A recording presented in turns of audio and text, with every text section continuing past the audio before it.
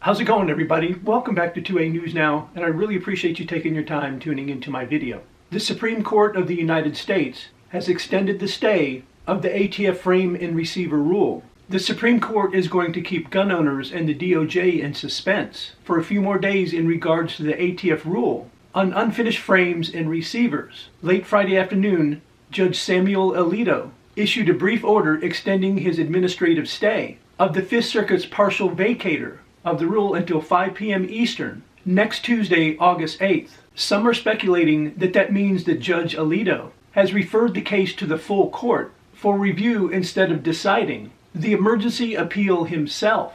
Then the question becomes who exactly would be writing the possible dissent or statement to be released along with the court's order on whether or not to allow the Fifth Circuit's vacatur to stand while the underlying challenge to the agency's rule proceeds to trial. Trying to guess that is an exercise in pure speculation.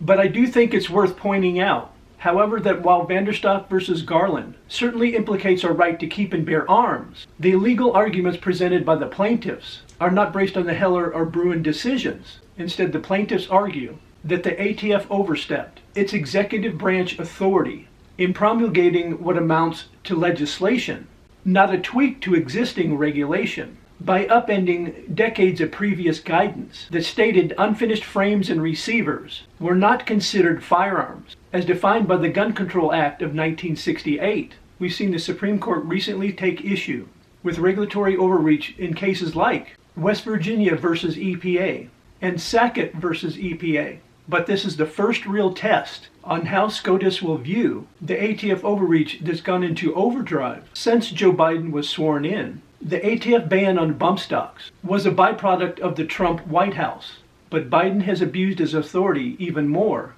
with the ATF attempt to redefine firearms to include something they could with work, to become one, and its decision to essentially classify brace-equipped pistols as short-barreled rifles. All three of those ATF rules have been rejected by various low courts around the country, but SCOTUS has been able to sidestep the issue until now, or rather until next Tuesday afternoon. I would really like to know who you guys would want to decide this case, Judge Alito himself or the full court.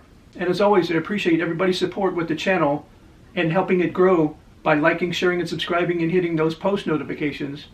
And I invite everybody back to see my next video.